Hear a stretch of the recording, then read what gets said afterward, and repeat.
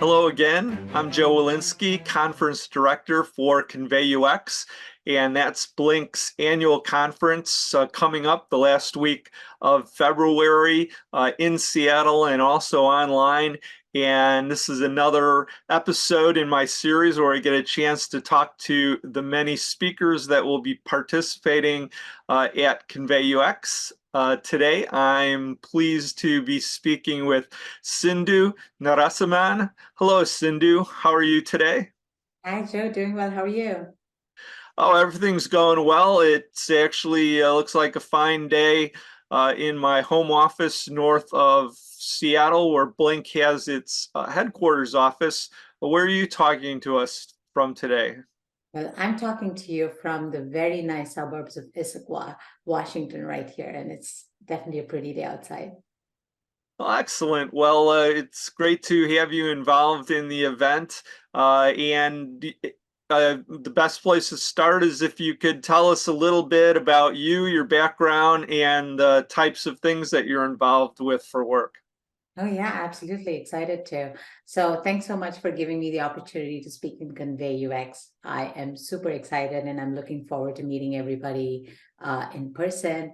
So, just to talk about a little bit about my background and how my interest in design came to be, I started to pursue the UX design career. Basically, driven by my curiosity about technology and how it affects the lives of people in an everyday basis. So I have two master's degrees. One is in computer science, and the other one is in human-centered design and engineering. It's basically about like understanding how computers work and then finally making them usable, accessible, and beautiful to users. So some of the highlights of my career include the time that I spent at Amazon. So at Amazon, I was able to really work on very, very new products like in-home and in-car delivery. And when you work on early projects, you learn that a lot of it is about interface design and about like how the interface is presented to users, but you also learn that you're really focusing on the user at that point, right? Like it's about introducing a brand new experience and seeing how people will take that and what different wrappers you can use to be able to introduce that experience to users in a way that it is not too jarring to them, but also in a sense that they will want to try it and be curious about it. So those were some very interesting learnings from the in-home and the in-car experience. So we built brand new apps. We worked within the existing Amazon app and we tried different modalities and finally figured out what works for our users. And it was a very exciting journey to do that. After that, I worked in Amazon AI, and Amazon AI again in 2018 was a very, very early stage project. So a lot of interesting learnings there. But yeah, it was these are some of the projects that I worked on in a very early stage and an early basis. Currently, I work in a startup called Abracadabra Store, and the goal here is to actually introduce children to concepts that they will not be exposed to in school, like STEM, cultural education, and really give the control to children and let them be the founders or the leaders of their own education, or we're giving them a specific set of curriculum and having them follow through that. Well, it sounds like been very busy and active, and your work with the startup sounds very interesting. That the work that you're doing right now, is there anything particularly challenging or an aspect of it that you're really passionate about? Yeah, some of the key things that come in mind when we think about education is that, you see that a lot of times kids are not really interested in some of the things or concepts that they're introduced to. And that really dilutes the whole concept of education, right? Like that makes it look like children are not really interested in learning. But the truth is, when you introduce the right set of concepts and when you introduce them to very different concepts very early in their lives, and give them the opportunities to be the leaders of their own journey and to be able to choose topics or ideas that seem appealing to them and power that with technology. you might actually have different outcomes in education. You might have children that are interested in going and picking up that book and reading it and spending hours in being immersed in it. So that's kind of the whole North Star that I'm trying to pursue with my startup. And we're obviously trying to incorporate AI into it. We want to be able to learn from the children. We want to be able to introduce them to concepts progressively. And those are areas where AI can help us excel right now in the way it stands. But, excited about how it's going to evolve in the future and make this even better for us. Well, AI is one of the major themes of our conference, and so you've mentioned your background there and how it ties into your work. Your topic is entitled UX in the AI Age. Maybe you could tell us a little bit about how you came around to that topic and what we could expect to learn from it.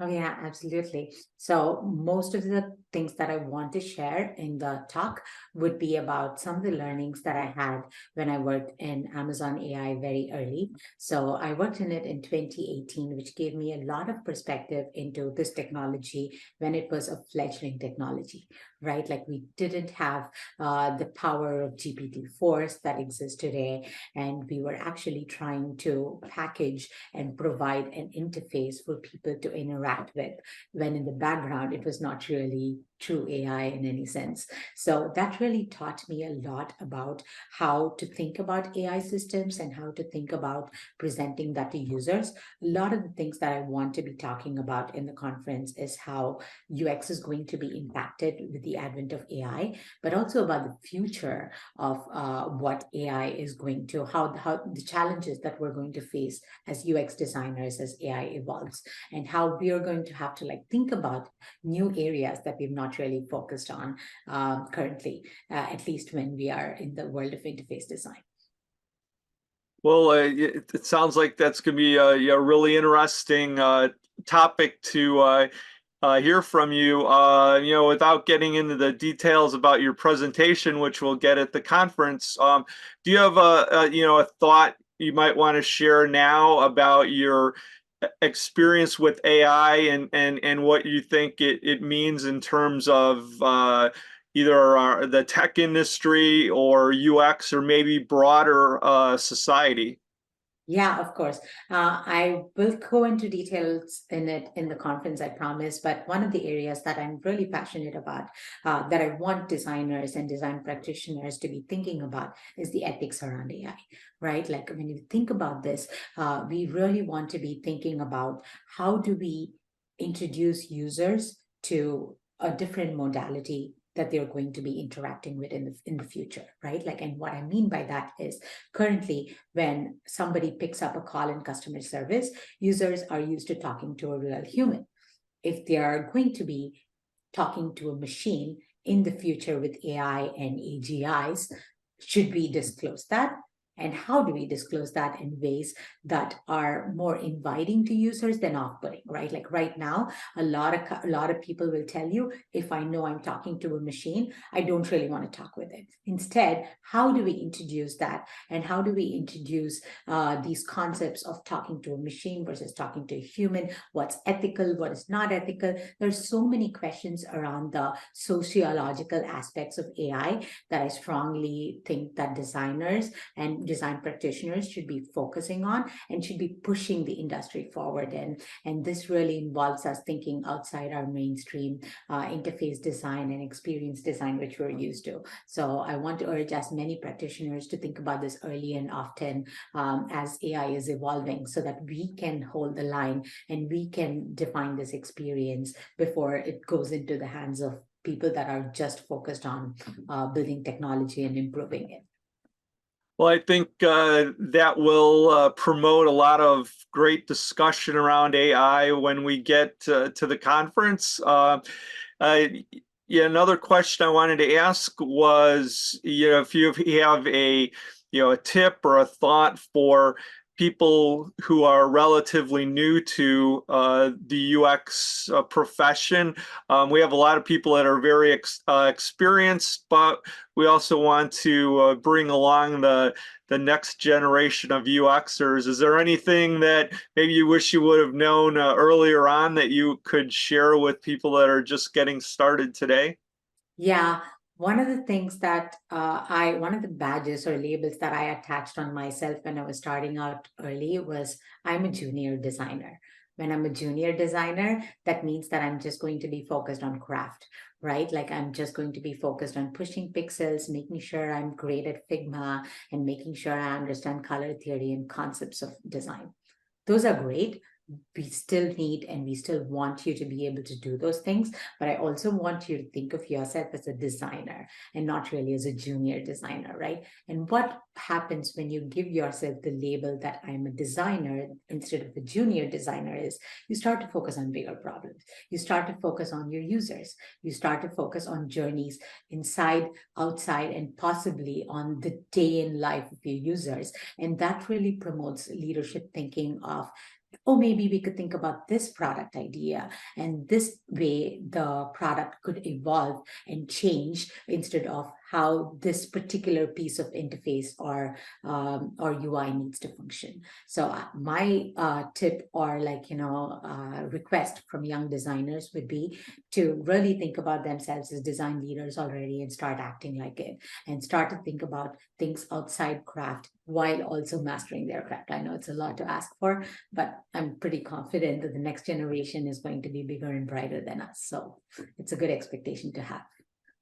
Well, thanks for sharing your advice on that. The last question I had to ask you was about books. At the conference, we have a conference bookstore that is sponsored by a Seattle local bookshop, Ada's, and they bring books for sale to the conference, as well as having an online bookstore.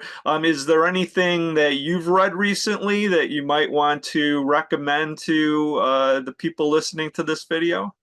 Yeah, I think we got into it a little bit, the context of this a little bit in the earlier part of the interview, right? So I'm focused on building ed tech and educational projects for young children.